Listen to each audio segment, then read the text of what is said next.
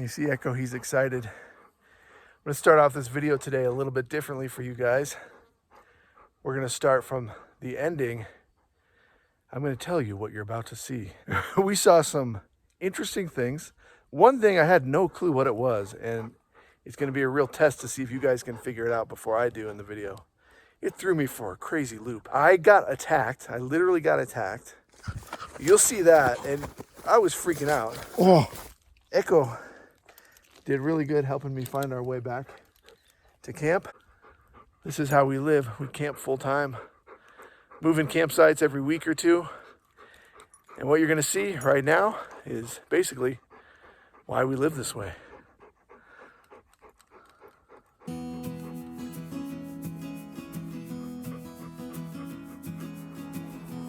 Today I got frozen burritos. I eat these all the time. These are like the Walmart brand frozen burritos. Got some frozen corn in there, fresh avocado, fresh tomatoes from Sam's Club, a little bit of cheese, and then there's soy chorizo in there as well. I eat this a lot. It's one of my favorite meals. It's pretty quick and easy to make, and you know, fairly fresh and fairly healthy. We are camped right there. You can see us through the trees. There's something mysterious about this place. I've noticed a lot of strange things, seeing things, hearing things, and I've realized we're in some sort of vortex.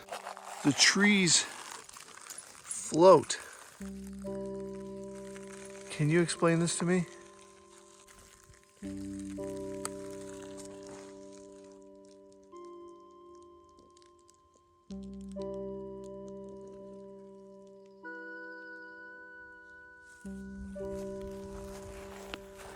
Weird, Eko. It's weird, huh?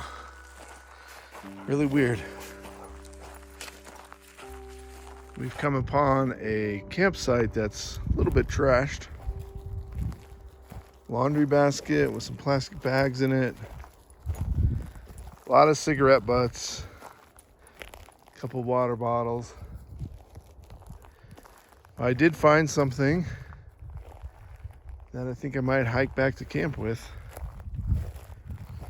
My kitchen supplies, like kitchen utensils, I have very few. I keep it super simple. It's mostly just a spork. I have one spork and one spatula. I have one pot, one pan, one lid. I mean, that's about it, really. I have one rubber spatula. But I've been wanting to get something to like strain noodles, you know, if you make macaroni or raviolis. And this thing looks like it's in pretty good shape, so I think I'm gonna take this and take it back to camp. It's a cheapie though, it's pretty bendable. But this way I don't have to spend $5 on something.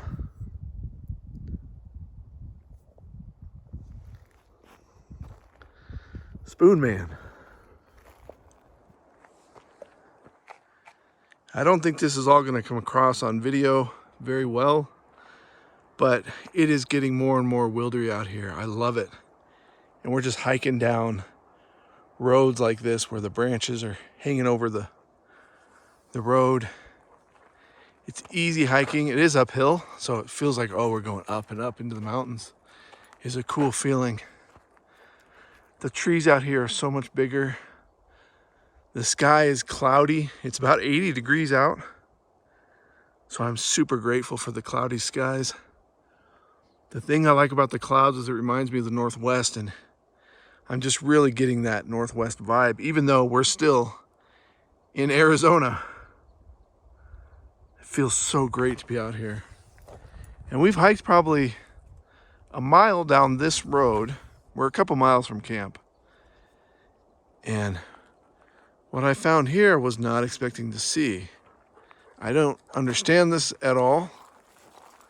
Although there is some grazing pens up here for cattle and watering holes for cattle.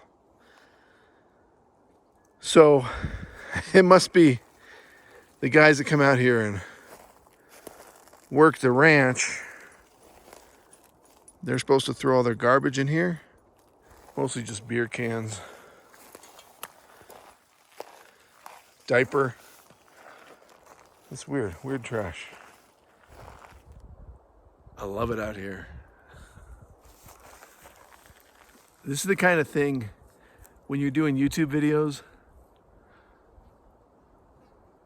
where you realize the experience that I'm experiencing right now, the feelings that I'm getting, they're not going to come across to you guys on camera. The way I feel out here. Completely alone, miles from camp. There's nobody out here. And the woods, the way they keep changing. And it might look subtle to you guys. You know, you've seen where we're camped. It might look exactly the same.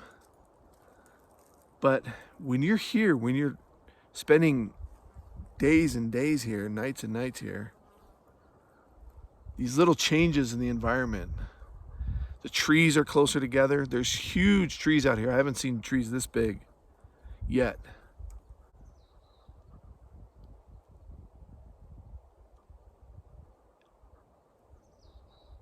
It feels very wild. And then of course there's diapers and beer cans everywhere. At least it's all like pretty close to the garbage can. Kind of centralized. Oh, and speak of the devil, here comes a vehicle now down this road. I'm gonna take a little break here with Mr. Eko.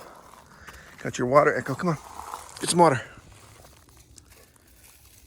And I wanna show you guys what I got in the pack here for my snack.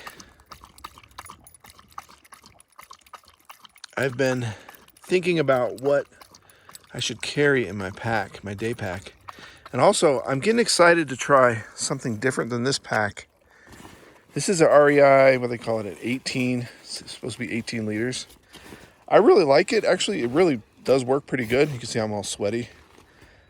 The main thing that does suck about it is this opening here is the main access point. There's no pockets on the outside. There is one pocket on the inside. But to get in here, you just kind of have to dig around and feel. You can't see what you're grabbing for. So it works.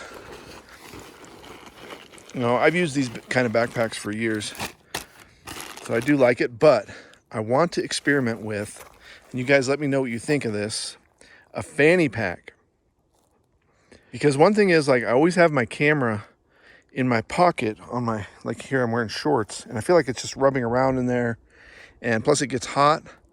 But if I have a fanny pack, then I'll have the camera and whatever other little things I need, like maybe the leash, that kind of thing, right on my front, like my front side, or I can swing it around and access it easier. And then I don't have something on my back getting me all sweaty. It'll be smaller, but I already ordered one. I got one on the way. And also, I'm pretty sure one of our subscribers here on the channel sent us a different backpack they said is a really good backpack to try.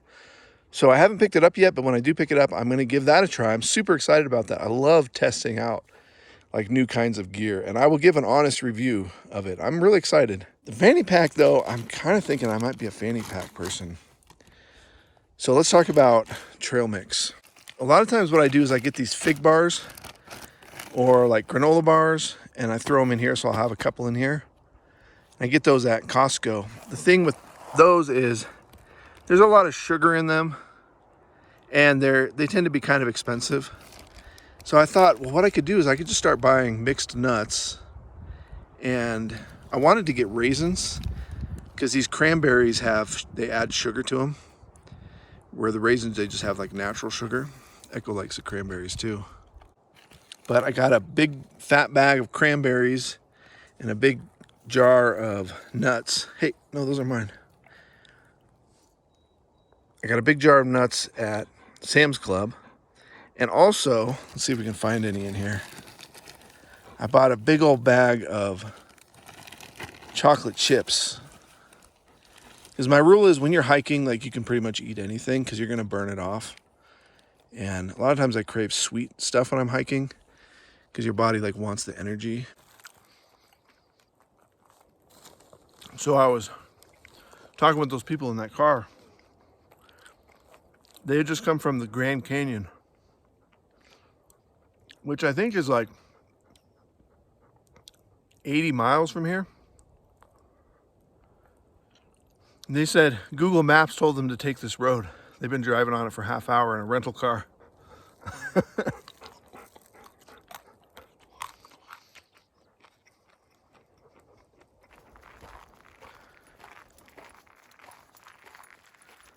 Sometimes for me, this is about as exciting as it gets.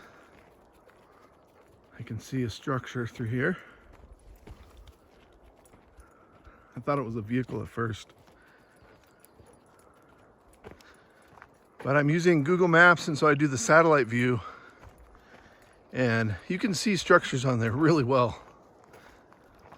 You don't always know what they are or how big they are.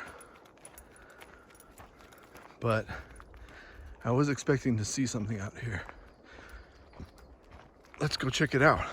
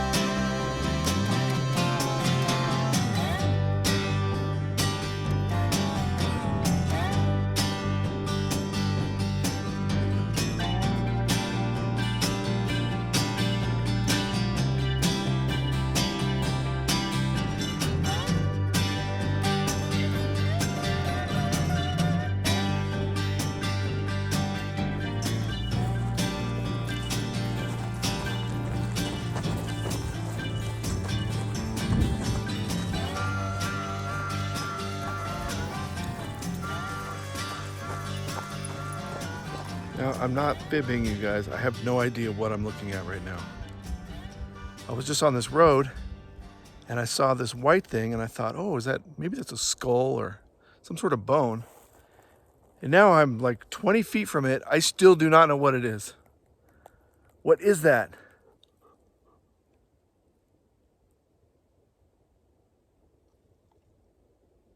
I honestly have no clue. It looks like it has ribs, but it also looks like it's some sort of a skull. But it also looks like it could be plastic. Trying to figure out these mysteries that I find. I'm always looking for something that doesn't make sense. And then I want it to make sense. Can you tell what that is from here? Put down in the comments what you think that is, like right at this moment. And then we're gonna approach it and see what it is. It's gotta be a bone. But it does look plastic. There is a little piece of trash next to it. Eko is not interested in it. This is so weird. As I'm approaching it, I still have no idea what it is. Is it a balloon? Oh. Oh. Okay. Okay. It is plastic. It's a plastic. Oh, and the battery does go with it. What the heck? Oh my God. Would you have ever thought It's an electronic hawk. What the? What? Wow, that is funny. Now that threw me for a loop.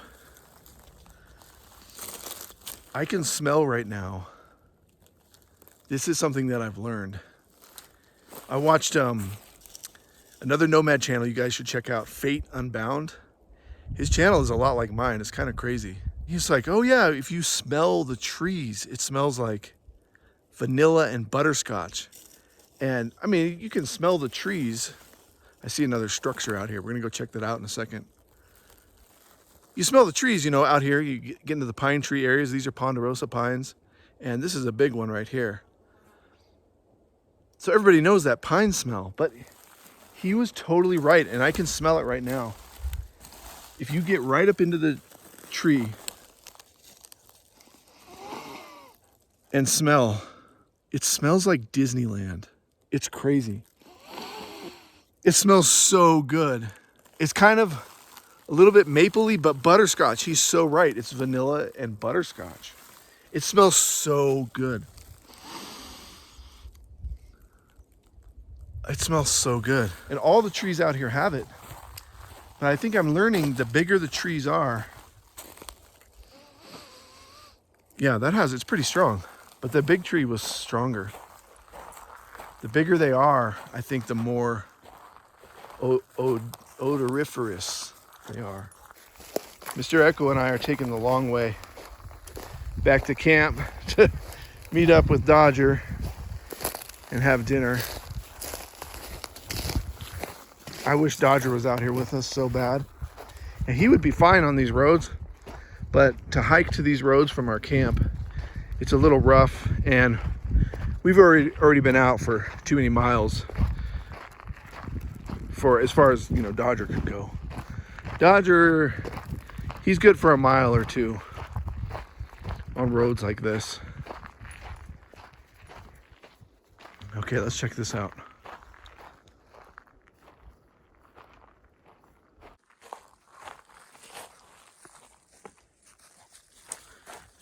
We do have to watch for rattlesnakes. I feel like rattlesnakes are always around water tanks, which I guess that makes sense because there's probably a lot more rats and mice where there's water.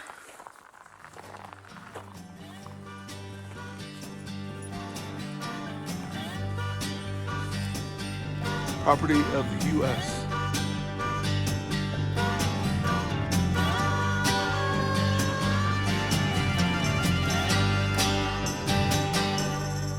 This is our little reward at the end of our hike. Quite the view.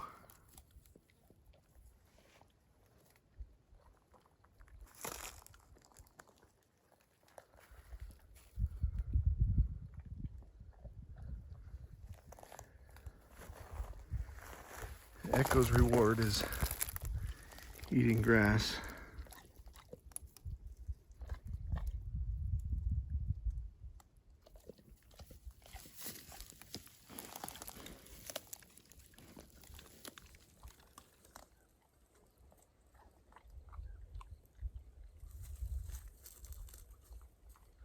Oh, you guys can tell I love it out here. I wish you were here. Hit that like button. Let us know you're watching. We like to know you're watching. Hope you guys are subscribed so you don't miss any of our adventures. Today we found some interesting things. You know, interesting on our level, which is pretty tame, pretty mild, but epic in its own right. I love hiking in places like this. A simple hike like today, day pack, dog, Dodger's safely back at camp. The weather is, I don't even want to say it, but it's amazing because I don't want it to change.